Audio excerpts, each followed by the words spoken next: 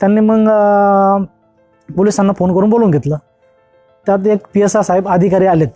त्यांनी माझ्याकडे बघितलं, काही एक न विचारता सरळ एक माझ्या कानाखाली वाजवली.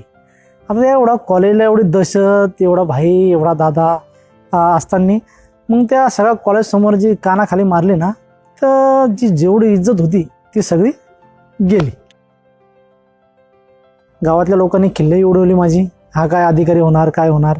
तरी पण मी सातत्याने अभ्यास चालू ठेवला. 3-4 वर्ष अभ्यास करूनही मी काही पास झालो नाही. असं थोडंसं खचल्यासारखं झालं, काही माझ्याकडनं काही होणार नाही, थोडंसं मन ढासळलं गेलं. माझी कुठंतरी माझा कॉन्फिडन्स लो झाला होता. त्या 12वीच्या रिपीट करताना कॉलेजला काही जायचं काही काम पडत नव्हतं. मग त्या 1 वर्षाच्या काळात मी MSCITचा कोर्स केला. MSCITचा कोर्स करतानाच मग काही काम नव्हतं 1 वर्षभर.